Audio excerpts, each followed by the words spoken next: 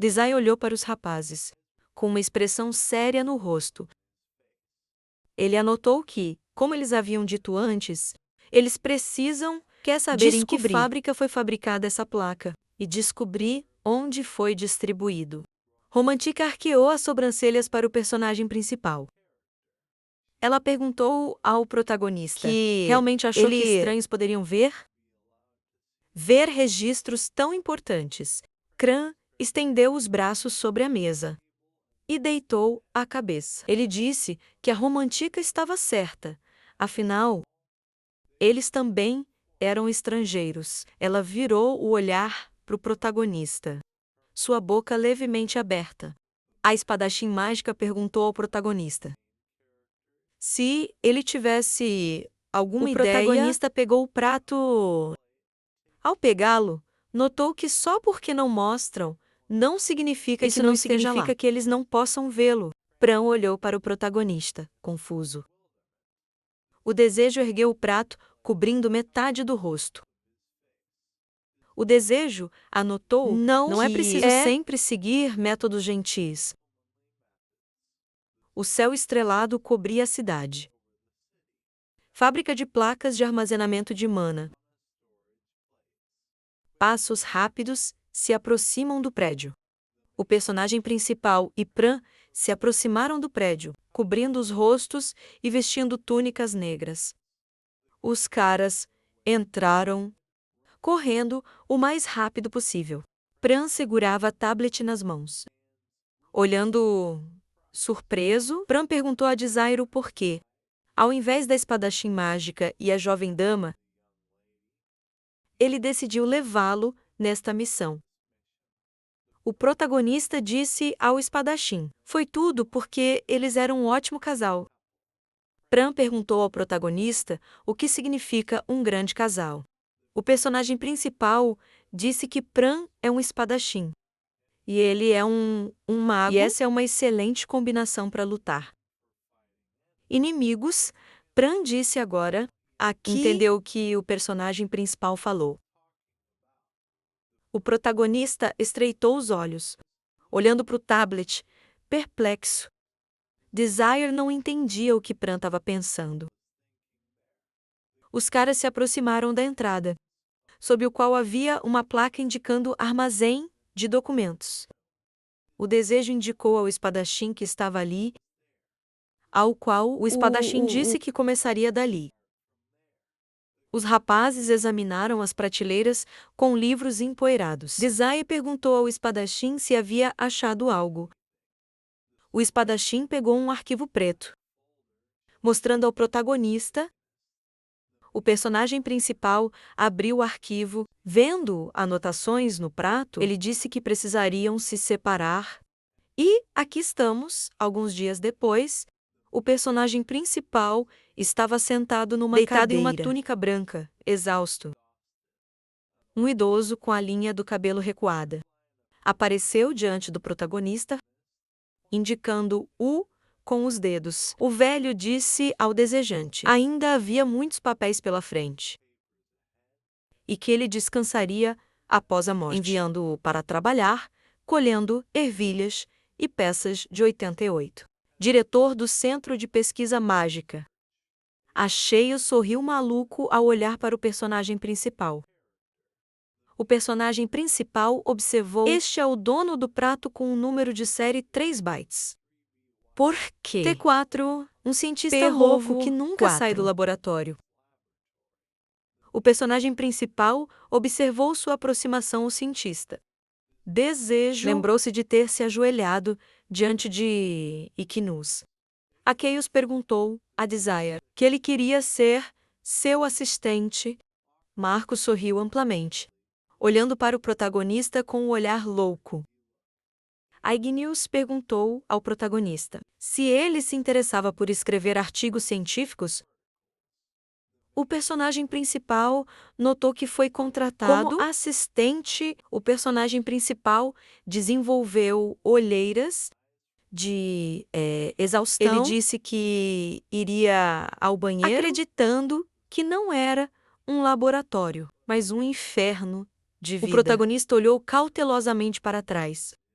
Pegando o tablet, ele entrou em contato com os rapazes. Disse que era hora de seus relatórios. Desire olhou para os outros com ar sombrio. Respostas de que tudo estava limpo com eles. Ele pensou que talvez tivesse se enganado. Desire estendeu o dedo para a tablet. Olhando para ele, ele disse aos rapazes que, sem resultados, era melhor que eles permanecessem em seus lugares por enquanto. Romântica pediu que todos calassem a boca. Romântica olhou para o lado com desconfiança. O protagonista perguntou a Romântica o que estava errado. Romântica caminhou até a parede. Olhando pela janela para as pessoas abaixo, as jovens senhoras, ela disse que iria revisar seu relatório. Notando que o líder, a guilda comercial Pioneer, namorava secretamente alguém, botas pretas surgiram das sombras. Romântica abriu levemente a boca, sussurrando ao personagem principal que aqui estão os resultados. O tenente-coronel Darren surgiu das trevas. O prédio parecia escuro e cheio de poeira. Kainier abriu levemente a boca. Olhando para Darren, ele perguntou ao tenente-coronel como estava indo a pesquisa deles. Darren sorriu levemente, assentindo.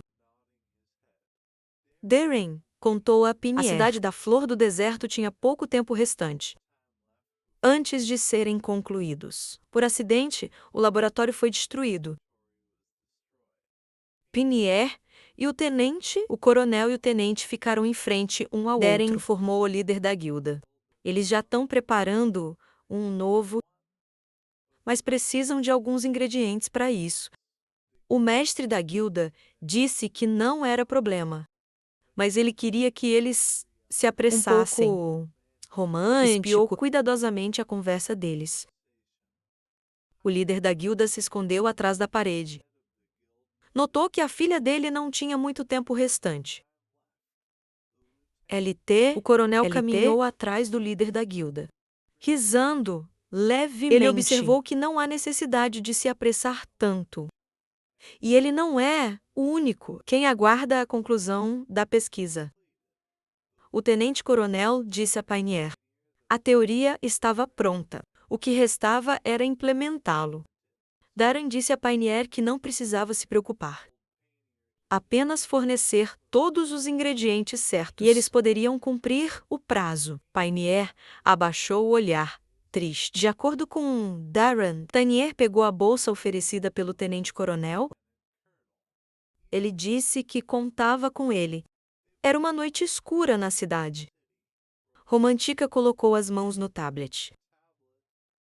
Levantando a mão ao ouvido, Romântica informou ao Desejo que ouviu tudo, perguntando o que ele faria. O Desejo ficou contra a parede, confuso. Ele achou que a conversa entre Darren e o personagem principal e o painel foi suficiente para convencê-lo de tudo. O personagem principal franziu as sobrancelhas, dizendo a Romântica que ia em sua direção. A luz da lua incidiu sobre o prédio e foi refletido nas janelas. A luz da lua iluminou um quarto pequeno no prédio. Paineiras, os olhos e a boca estavam vendados. Os caras ficaram em volta do líder da guilda. O personagem principal olhou para a espadachim mágica, pedindo para ela tirar o curativo dele. Paineiras, mundos e olhos foram libertados, fazendo fixar o Desejo com raiva.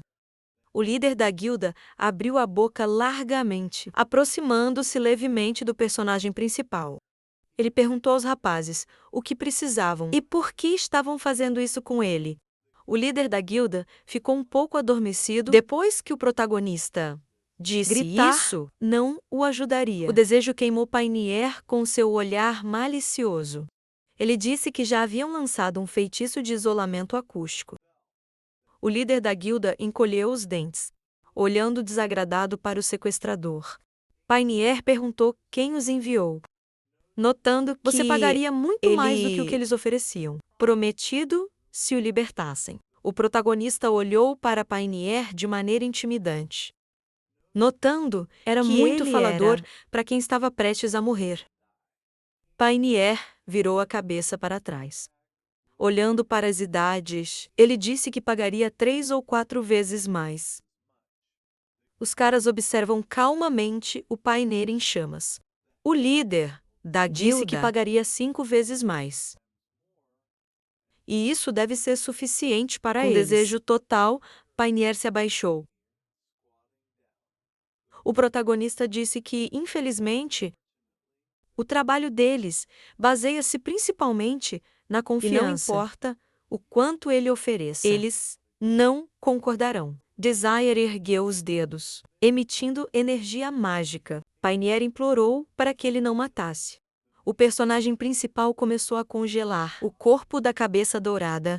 Isso o fez entrar em pânico. Painier disse que não poderia morrer. Pedindo um pouco mais de tempo, Painier alargou os olhos. Enquanto olhava para o protagonista percebeu que isso é porque sua filha ficará sozinha. O protagonista estreitou o olhar, olhando para o líder da guilda. Desire disse que era uma vergonha que logo a criança se tornaria órfã, pensando em vez de deixá-la passar seus últimos dias na dor de perder o pai, será melhor mandá-la com ele. O mestre da guilda estava furioso ao saber sobre sua filha. Ele disse ao seu captor que queriam ele, não a criança. Incluía a filha nessa situação. Se ele tocar nela, ele morre. Ele o mataria. O rosto do protagonista estava coberto. Sem ver suas emoções, o protagonista observou. Que tocante espetáculo de amor paterno. Este foi. Dizendo que, até onde ele sabe, devido a uma doença, essa criança não tem muito tempo para viver. De qualquer forma, Desire disse: por que não deixá-la morrer com ele? Painier protestou, afirmando que sua filha não morreria e viveria para sempre, com a testa franzida, olhando para o protagonista com fúria. Desire observou atentamente o líder da guilda, acreditando ter sido pego. Desire contou ao líder da guilda dizer-lhe mais sobre isso. O líder da guilda olhou para o lado, confuso. Desviando o olhar, o protagonista disse a Painier que precisava ser lembrado de sua situação. O protagonista acertou o Painier com um raio, fez com que ele mostrasse os dentes. Desire diz que não se importam com dinheiro. Mas quando se trata de aumentar a expectativa de vida, fica bem interessante.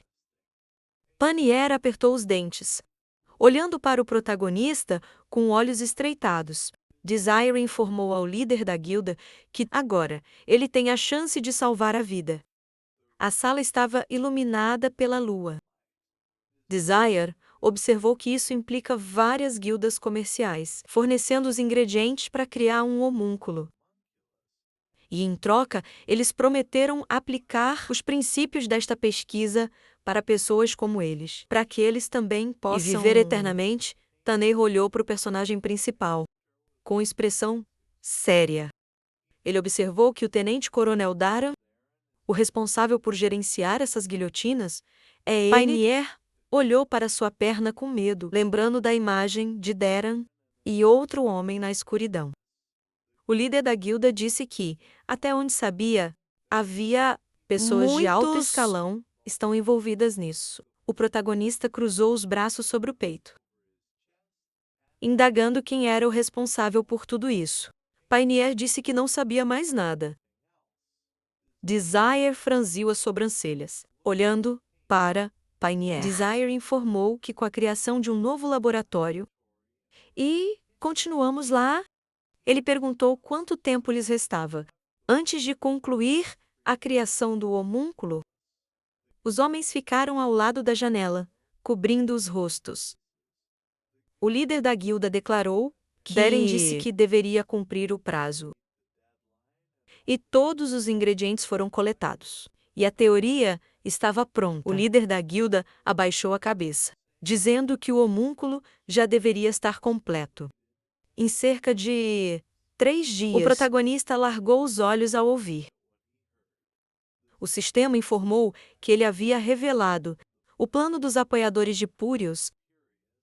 E se falhassem em detê-lo, a eliminação dos apoiadores falharia. O sistema anunciou que eles devem Elimine todos os que estão por trás. Curioso, impedir a conclusão da criação do homúnculo. O desejo estreitou os olhos, olhando adiante com desconfiança. Ele pensou que, como a principal tarefa era fácil, ele esqueceu completamente que este mundo era nível 3. O céu estrelado estava visível acima do prédio. Os caras apareceram perto do prédio. O personagem principal pensou que precisava de um pouco mais. E eles teriam morrido sem saber nada. Os caras olharam para as portas do prédio. A jovem percebeu que estavam em um novo laboratório. Os caras se viraram, olhando para o personagem principal. Rezando com um largo sorriso, disse ao desejo que precisava ir. Romantico observou que ele voltou a fazer uma cara séria, dizendo: o protagonista deve parar de pensar em tudo. O protagonista tirou a mão do rosto.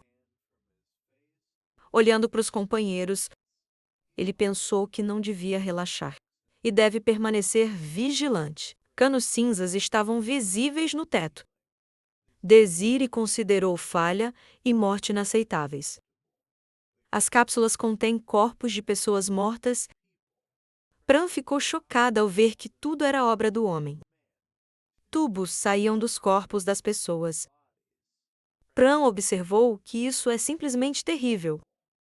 O rosto do espadachim denotava horror e pânico. Desire disse ao espadachim que o compreendia. Foi difícil assistir, mas ele precisava ser cauteloso. Ele simplesmente se aproximou do personagem principal. Vendo todo o horror, ela disse que eles sabiam que estavam fazendo experimentos em pessoas. Mas isso era demais. Desire disse que, mesmo com tudo isso, há muitos deles. O protagonista observava preocupado o que acontecia. No laboratório, ele pensou: que tal número deve significar que eles estavam realmente à beira da conclusão? Os caras se viraram, surpresos, olharam para o espadachim que os chamou. Pran disse que ainda há alguém vivo lá. O protagonista se aproximou da cápsula, onde havia uma garota mutilada. Desire disse ser uma maga do terceiro círculo. E ela precisa achar um interruptor para abri-lo. A garota na cápsula abriu levemente a boca, tentando dizer aos rapazes. A jovem abriu a boca amplamente, dizendo aos meninos que tentava dizer algo. A garota pediu para serem mortos. Os rapazes olharam para a garota com horror completo nos rostos. Ele simplesmente tirou a espada dela, cortando a cápsula. A garota abriu os olhos, sentindo dor. A garota fechou os olhos. Eles olharam para a garota com desespero. Os rapazes caíram um pouco. Abaixando as cabeças, ouviram uma voz.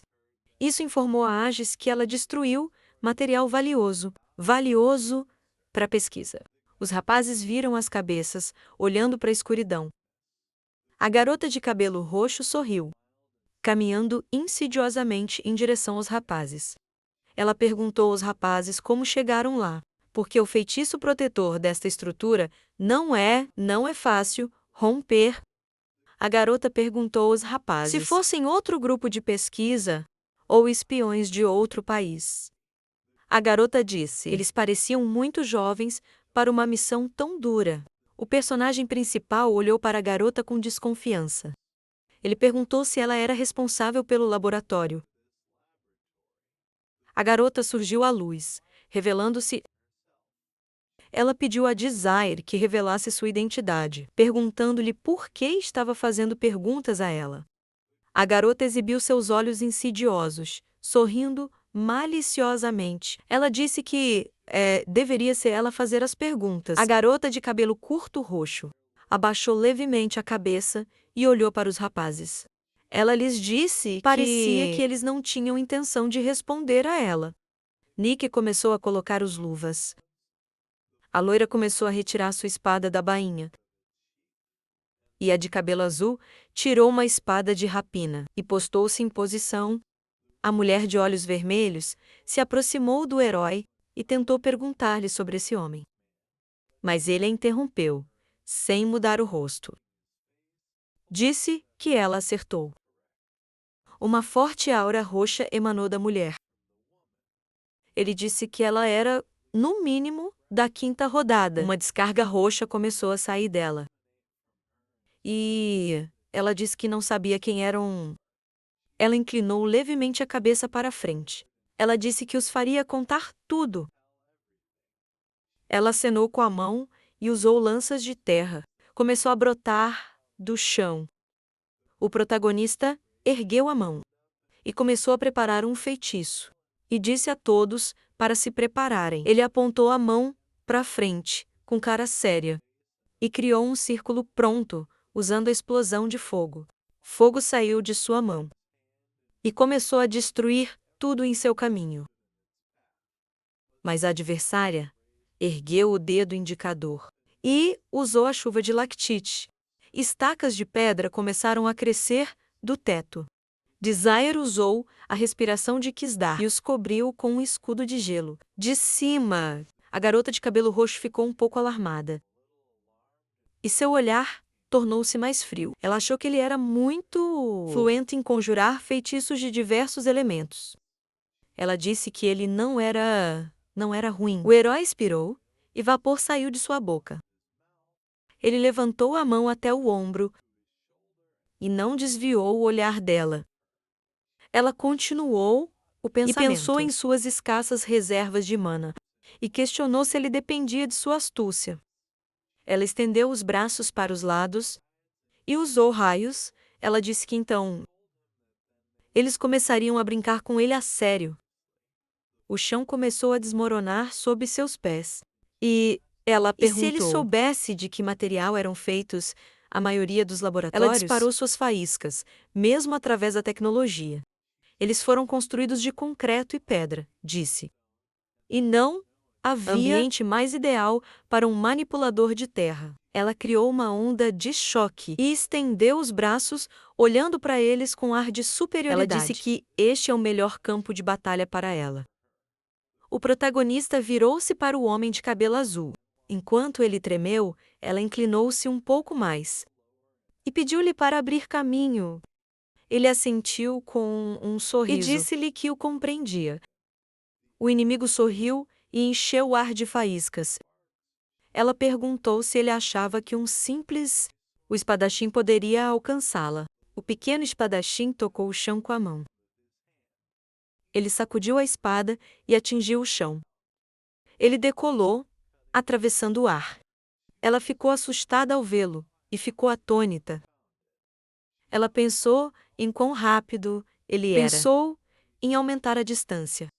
Ela começou a correr dele e usou um feitiço de terra retorcida. Muitas videiras surgiram, pedras voaram para os lados.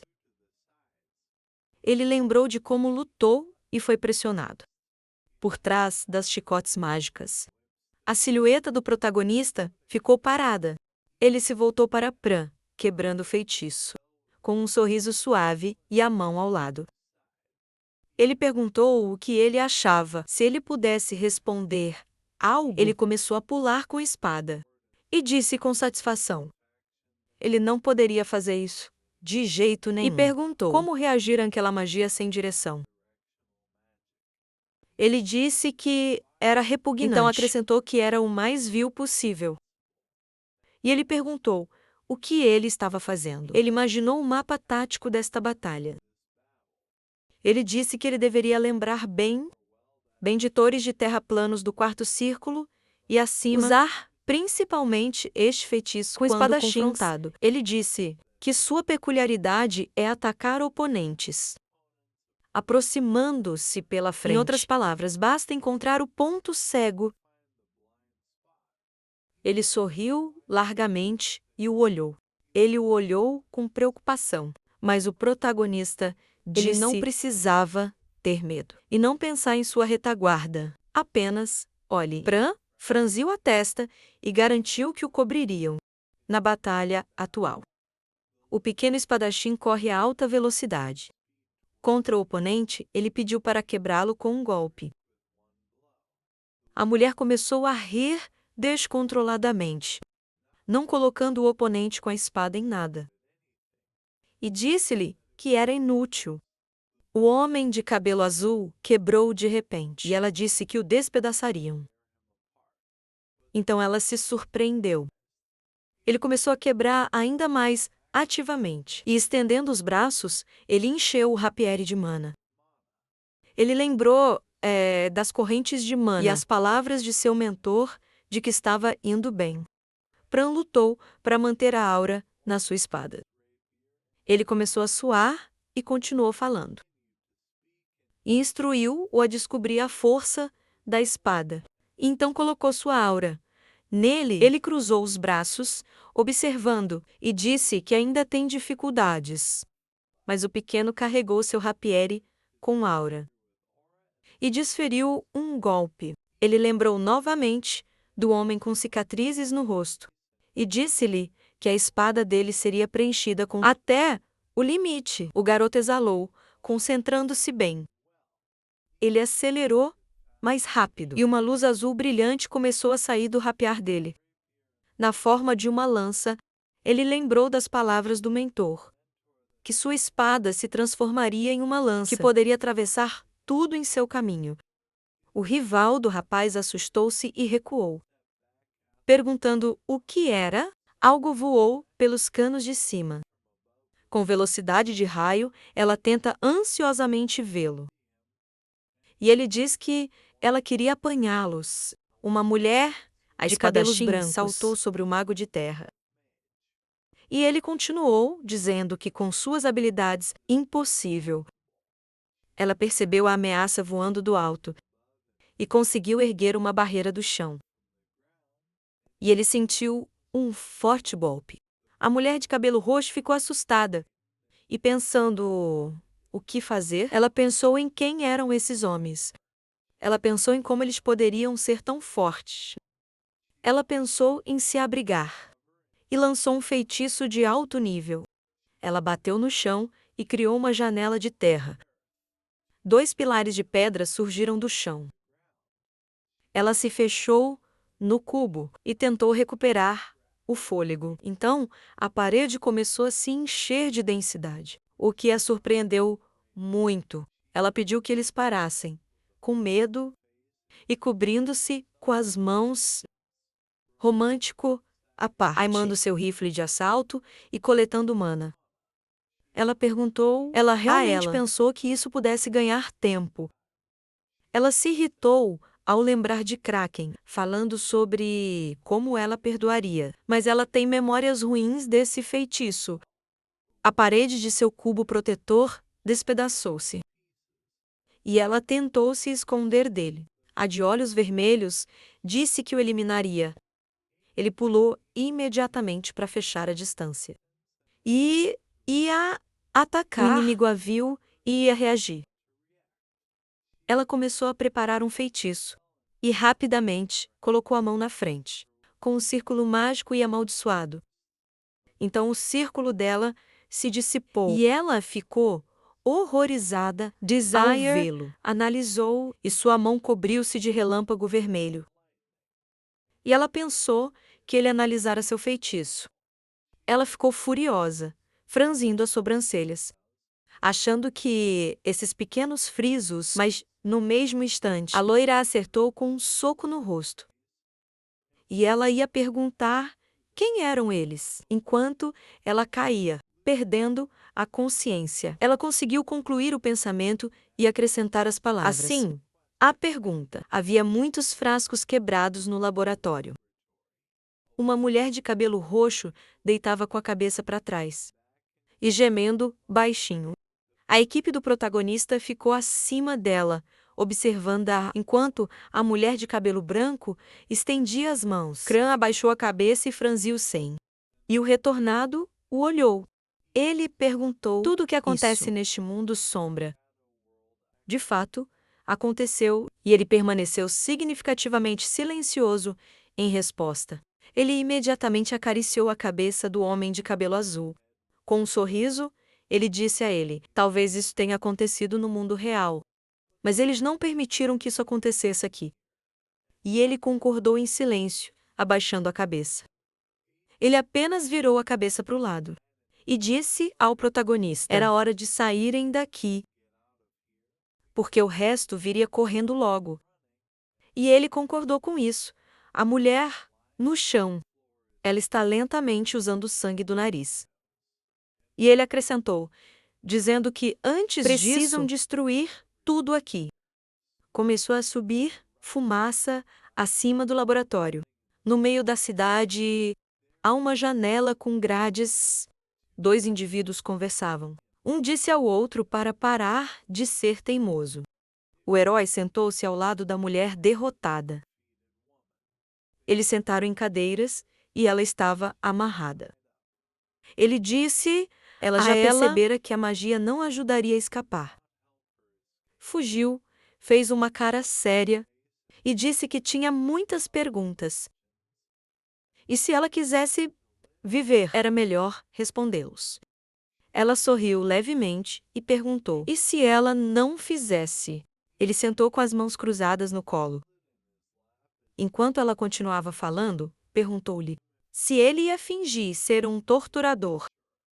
Ela disse que ele era apenas um mocinho, que parecia ter no máximo 17 anos, ao que ele permaneceu significativamente em silêncio. Ela o olhou com confiança e perguntou onde os outros haviam ido. E perguntou se eles haviam fugido de verdade, com a cauda entre as pernas.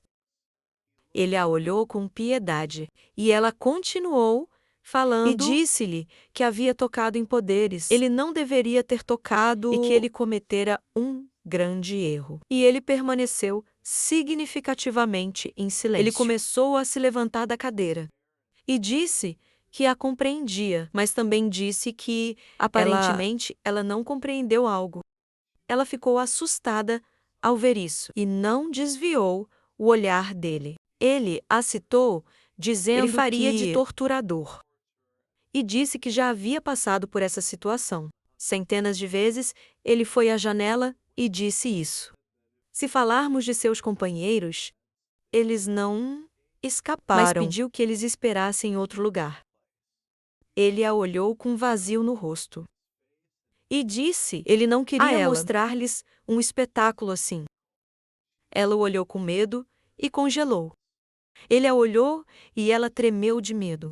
E disse-lhe para não se aproximar. Ele começou a se aproximar lentamente. E ela perguntou o que ele iria fazer com ela. Ele começou a andar atrás dela e ela lhe disse que não diria nada.